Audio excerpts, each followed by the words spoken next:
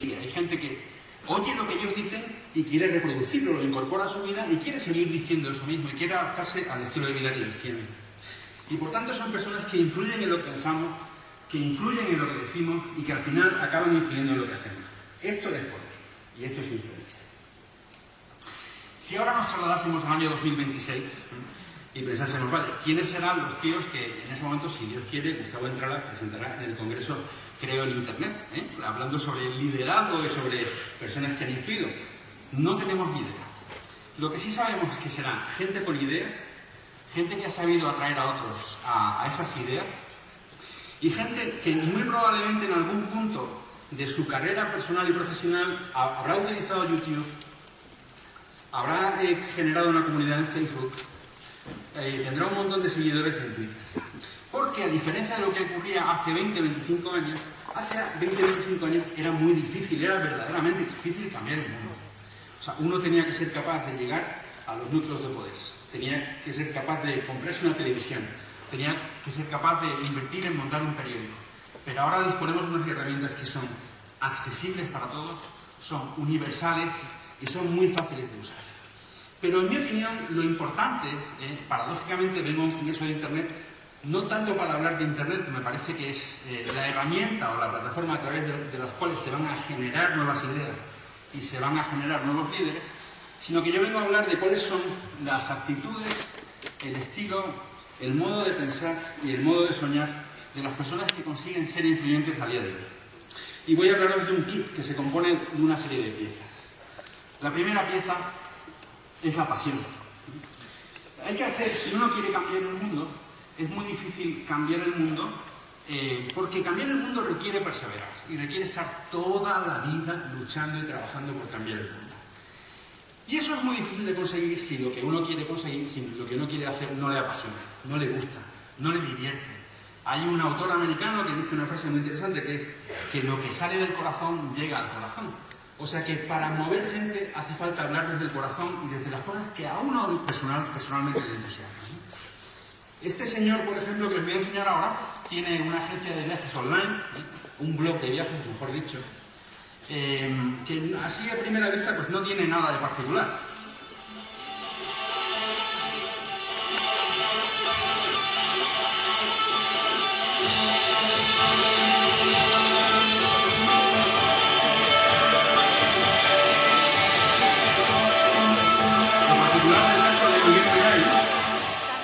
Es que tiene poliomielitis, es parapléjico, con lo cual no puede moverse con facilidad. Y en el año 2007, a él le encanta viajar y lo que le gusta es viajar, de verdad. En el año 2009 planteó una petición popular a Renfe para que pudiera entrar en los trenes de Renfe con su scooter eléctrico. Y desde ese momento ha hecho auténticas locuras. Está constantemente viajando, se tira en paracaídas, se mete, hace kayak, hace todo tipo de deportes, ¿no? ¿Por qué? Porque le apasiona viajar y porque su leitmotiv es que hace lo que le gusta para difundir la idea de que si quieres puedes. No hay nada más inspirador para generar un cambio que verlo en referentes reales de personas reales, ¿no? El segundo elemento que necesitamos para cambiar el mundo es la empatía. Es muy difícil influir en alguien si no le quieres y es muy difícil influir en alguien si no le entiendes, ¿no? Por eso, en lugar de dedicarnos tanto tiempo a quejarnos porque las cosas van mal, porque la generación actual es una patata, porque no tiene hambre, no tiene ilusión, lo que hay que hacer es pensar en ellos, ponerse en sus zapatos, entender por qué hacen lo que hacen. Porque en ese ejercicio de entender por qué hacen lo que hacen, vamos a descubrir soluciones creativas a los problemas que tienen.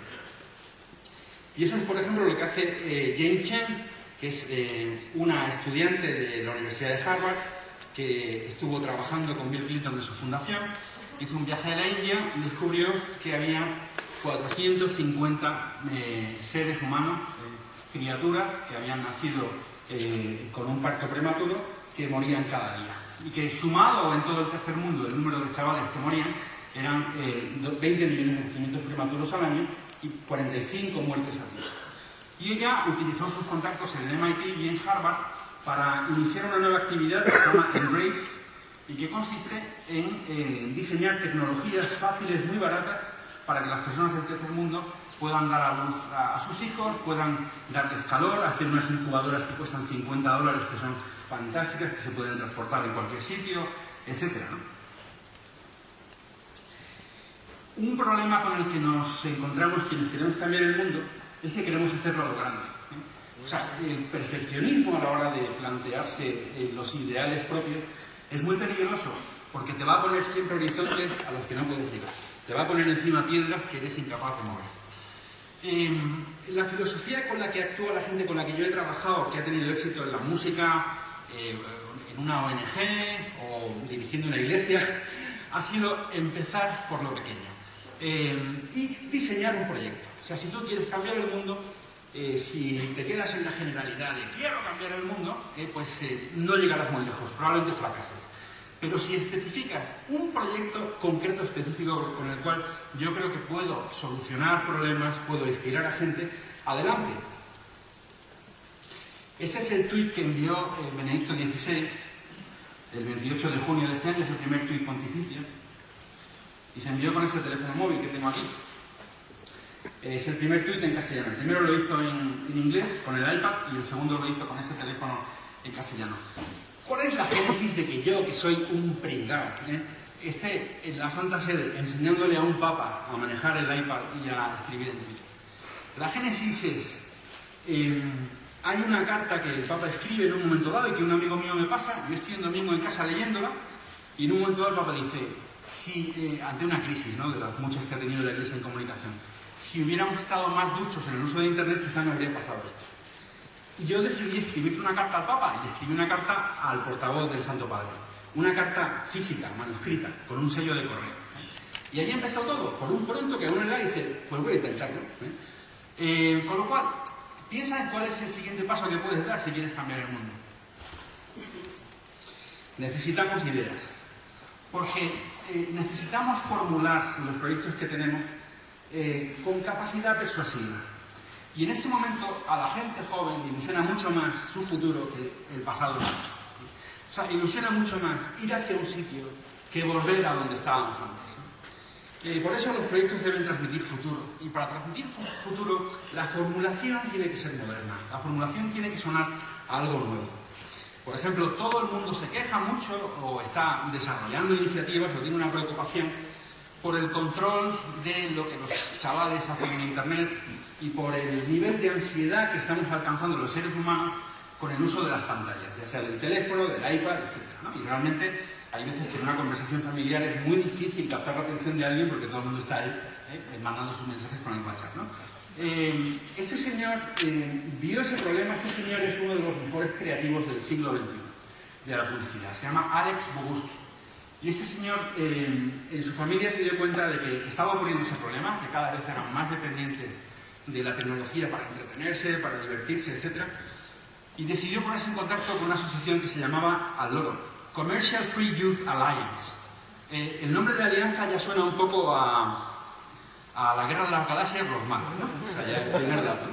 Y luego Commercial Free Youth, ¿no? Un concepto un poco antiguo. Entonces decidió trabajar con ellos y les dio un nuevo concepto, que es el Free Screen Free Week, ¿no? Lo que significa que durante una semana en Estados Unidos hay un montón de familias que se comprometen a no utilizar ningún tipo de pantalla en su casa. Van al campo, juegan, sacan otra vez el Trivial Pursuit y lo pasan fenomenal, ¿no? Pues esto es una formulación moderna de un problema que existe en el mundo. Y ha habido 100 millones de personas que han participado en el Screen Free Week el año pasado en Estados Unidos. Un amigo mío hace un tiempo, está aquí en esa fotografía, se llama Álvaro González Alorla, me dijo, oye Gus, ¿tú no crees que se está usando mucho del email? ¿Tú no crees que el email está cercenando la comunicación en las organizaciones de las familias? Y dije, pues mira, la verdad es que sí. Porque yo soy incapaz de contestar al día email hace una semana, ¿no? O sea, tengo tanto correo y se solucionan tantos problemas, los intentan solucionar a través del correo, que me parece que nos estamos pasando. Y estamos perdiendo la comunicación verbal, la comunicación moral, la comunicación de sentimientos, de emociones, etc., ¿no? Y ahí surgió otra idea que fue menos emails, más conversaciones. ¿Cómo sería el mundo si hubiera unos cuantos menos emails y más conversaciones físicas? Y de ahí surge todo un concepto que hemos ido trabajando, el autor del libro es él, y se ha convertido en un libro que además es bastante moderno, porque es el primer libro de management bilingüe, escrito en inglés y en castellano. Y ahora está preparando una idea que puede llegar a ser muy potente, que es One Day Without Emails, ¿no? Que es un experimento con el cual en empresas, en familias, un día al año se va a experimentar lo que ocurre si uno no lee su correo electrónico. Otra clave de cómo cambiar el mundo, cómo transformarlo, cómo hacer que nuestras ideas sean muy atractivas, es plantearlas como un sí a. O sea, lo negativo no vende. Vende muy poco, vende por un tiempo corto. O sea, cuando hay un enfado, una indignación muy grande en un momento dado en una sociedad, pues eso tiene una fuerza inicial que es como una chispa, ¿no? Que dura un tiempo, pero no dura toda la vida, ¿no? Lo que perdura son los sí. Con lo cual, la idea es persuadir con la belleza del ideal en el que uno cree. Y voy a enseñar un caso peculiar que no sé si conocéis.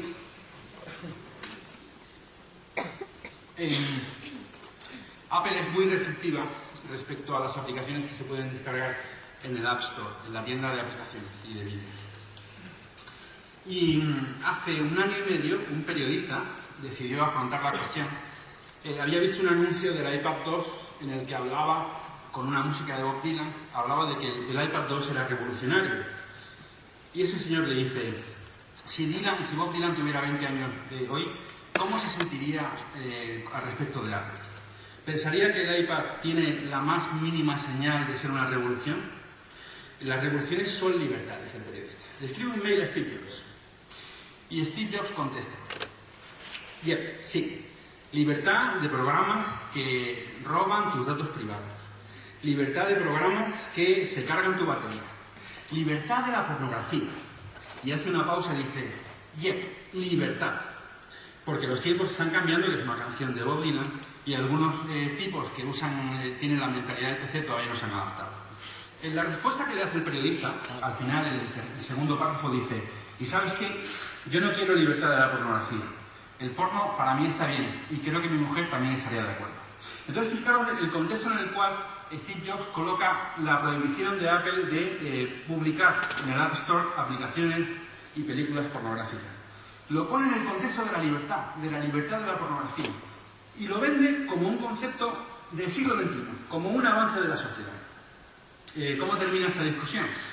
Esa discusión termina con Steve Jobs hablándole de un asunto técnico que estaban conversando en el mail, y dice, y quizá te empieces a preocupar con la pornografía cuando tengas hijos. Así termina él. Con lo cual, el sí. Para ser relevantes en el mundo de hoy necesitamos diseño. Necesitamos hacer cosas que sean bonitas. Y necesitamos también transmitir buenas historias, porque de lo que se trata no es de llegar con un manual teórico, con una serie de principios a un chaval y decirle, mira, el punto 1 de la filosofía tomista dice que el hombre es libre. El punto 2 dice, con eso no vamos a ningún sitio. Hay que saber contar historias y hay que saber diseñar ideas que sean divertidas. No estuve en la JMJ porque no pude, pero me impresionaron 2 cosas de la JMJ. Me impresionó mucho esta imagen, de ver a una cantidad impresionante de gente en un sitio haciendo cosas. Y me gustó mucho también la estética de todo el merchandising que desarrollaron. Está por aquí la gente que hizo el trabajo de la JMJ en redes sociales.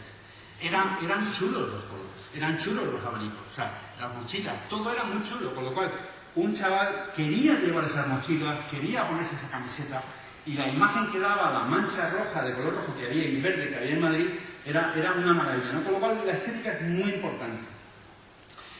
Un error que comete mucha gente, o cometemos, ¿no? Muchas de las personas que tenemos unos ideales en el corazón y queremos desarrollarlos en el mundo, es que perdemos el foco.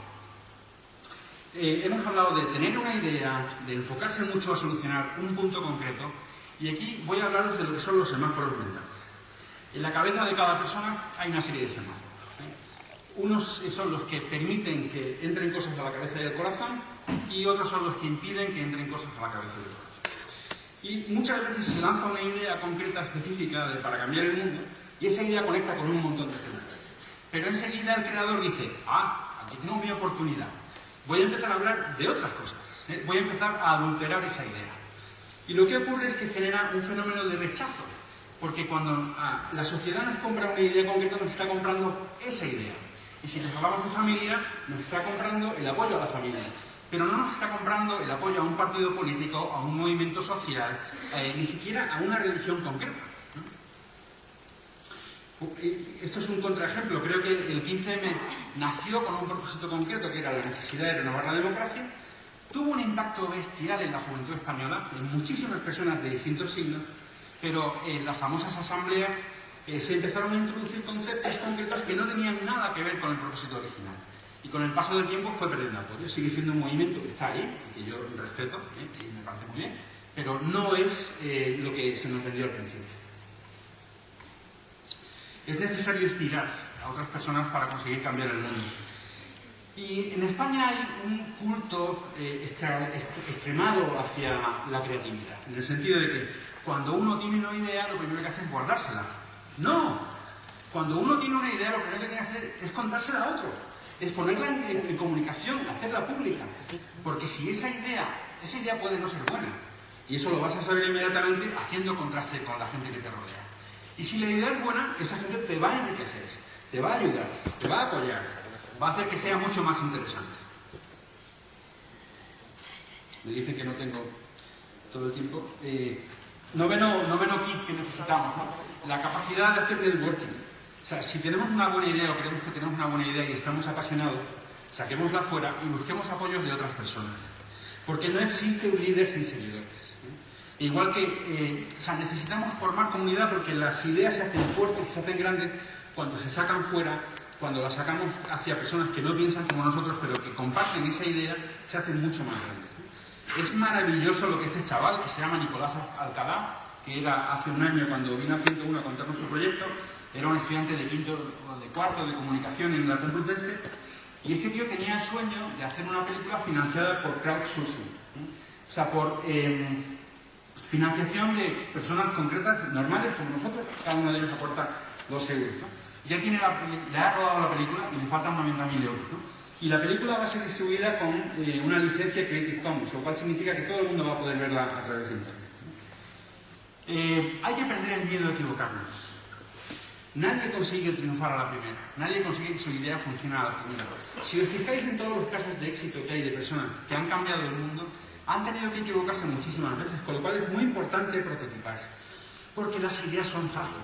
Una idea es frágil. Cuando tú tienes una idea en tu cabeza y se la sueltas a alguien, ese alguien se va a sentir tentado a hacer de abogado del diablo. Y te va a decir, bueno, ya sé, ya. ¿No? Y además en España somos maestros en ese arte. Con lo cual, antes de soltárselo a alguien, haz un prototipo.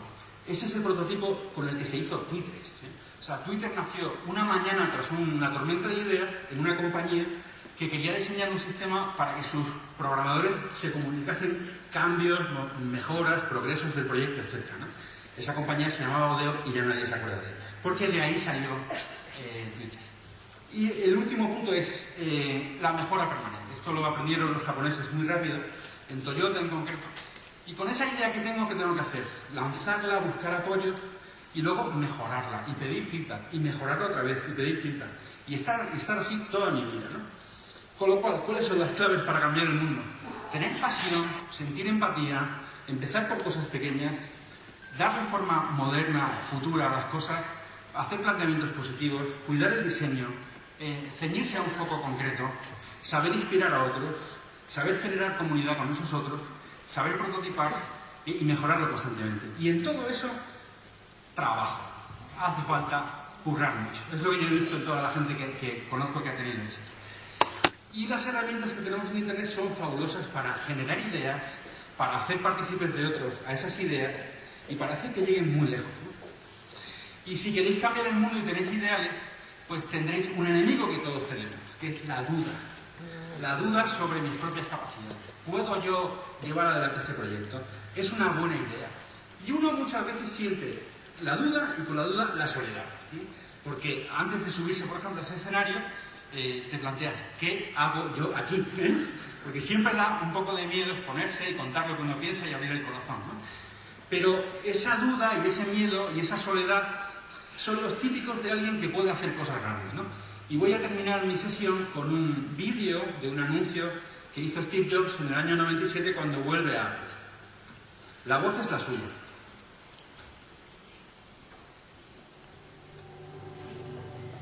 Here's the crazy ones. The misfits, the rebels, the troublemakers, the round pegs in the square holes. The ones who see things differently. They're not fond of rules, and they have no respect for the status quo.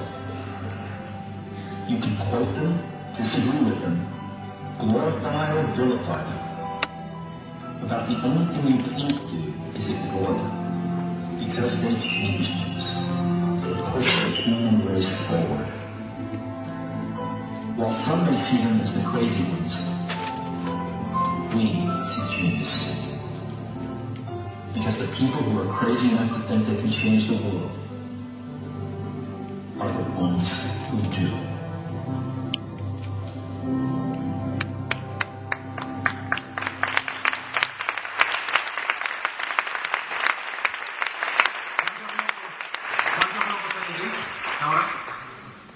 Unos cuantos más, ¿verdad? Muchas gracias. Si queréis mis datos de contacto, están en el código BIN. Aquí en la... Perfecto. ¿Fuiste consciente de que enseñando a Benedicto XVI a usar Twitter estabas cambiando el mundo y la historia de la Iglesia? ¡Wow!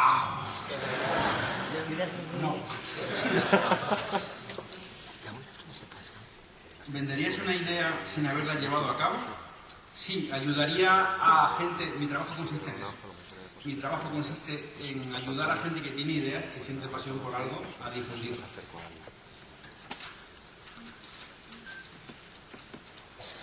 La tienda de apps de Apple no solo no permite la pornografía, sino que también prohibió la difusión de la Manhattan Declaration, que es una agrupación por valores religiosos y familiares en Estados Unidos. ¿Cómo lo justifica? No pertenezco al comité que decide lo que entra y no entra en el App Store de Apple. Y sé que hay algunas decisiones que son controvertidas, ¿no? El propio hecho de que haya un sistema central de control lo es. Pues nada más, muchas gracias a